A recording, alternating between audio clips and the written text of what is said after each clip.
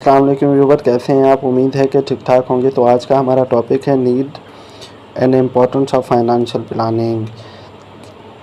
तो ये point to point हमने डिस्कस करना है। तो सबसे पहला पॉइंट है in educate funds have to be insured.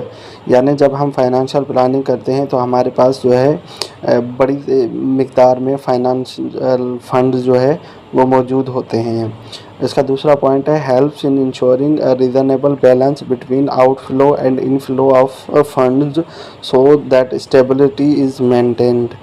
यानी जब हम फाइनेंशियल प्लानिंग करते हैं तो हमें पता होता है कि हमारे कंपनी में जो है आउटफ्लो और इनफ्लो फंड्स कितना है, यानी हमें कितनी तादाद में फ़ंड दरकार होंगे और हमने वो पैसा कहाँ खर्च करना है और कैसे खर्च करना है। ठीक है। उसके बाद तीसरा पॉइंट है ensure that the supplies of funds are easily investing in companies which exercise financial planning. यानी कंपनी में किस तरीके से इन्वेस्टमेंट आएगी, कितना पैसा आएगा, वो पैसा कैसे खर्च होगा, कितना खर्च होगा, ये सब हम फाइनेंशियल प्लानिंग में ही डिसाइड करते हैं। उसके बाद चौथा पॉइंट है helps in making growth and expansion programmes which help in long run survival of the company. यानी कि इसमें क्या होता है कि हमें ये जो फाइनेंशियल प्लानिंग है वो हमें हेल्प करती है किसमें, कंपनी के ग्रोथ बनाने में और कंपनी के जो अखराजात हैं उनमें मदद करती है, ताकि हमारी कंपनी जो है वो लॉन्ग टाइम तक सर्वाइवल रह सके। उसके बाद है reduce uncertainty with regard to changing market trends which can be faced easily through enough funds. यानी इसका मकसद ये है, मतलब ये है कि जब मार्केट का इन्वायरमेंट चेंज होता है, मिसाल के तौर पर अगर हमें रॉ मटेरियल पहले बहुत सस्ता मिल रहा था लेकिन अचानक उसकी प्राइस बढ़ जाती है तो और हमारे पास जो है वो उसको परचेज़ करने के लिए फ़ंड ही नहीं होंगे। ठीक है, हमने अपनी प्लानिंग में नहीं रखे तो वो हमारे लिए क्या क्रिएट करेंगे, प्रॉब्लम क्रिएट करेंगे।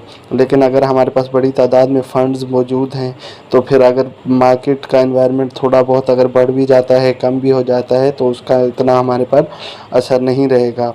ठीक है, और कंपनी हमारी जो है वो स्टेबल रहेगी। ठीक है। उसके बाद है आगे बढ़ते हैं।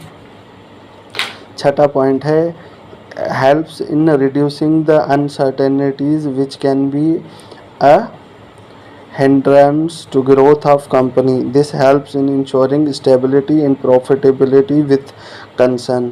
मतलब क्या हुआ कि जो फाइनेंशियल प्लानिंग है ये हमें मदद करती है रिड्यूस करने में अनसर्टनिटीज़ से मुताबिक, जैसे कि कोई आफत आ जाती है, मिसाल के तौर पर अगर कोई सैलाब आता है, तूफ़ान आता है, या कंपनी में आग लग जाती है, या जैसे अभी कोरोना का जो है मसला आया था, तो जिन कंपनीज़ के ने फाइनेंशियल प्लानिंग की हुई थी उनके पास बड़ी तादाद में फ़ंड मौजूद थे तो वो कंपनी सर्वाइव कर गई। जबकि छोटी मोटी जो कंपनियां थी जिन्होंने प्लान नहीं किया था अपनी फाइनेंस को और इनफ फंड नहीं रखा था अपने के फ्यूचर के जितने भी अनसर्टनिटीज़ के लिए, तो वो कंपनियां क्या हो गई, ख़त्म हो गई। ठीक है। उसके बाद है सातवां लास्ट पॉइंट है financial confidence increase through financial planning. जब हम फाइनेंशियल प्लानिंग कर रहे होते हैं तो हमारे पास क्या है कि कॉन्फिडेंस डेवलप होता है कि हम हर किस्म के उसमें काम कर सकते हैं।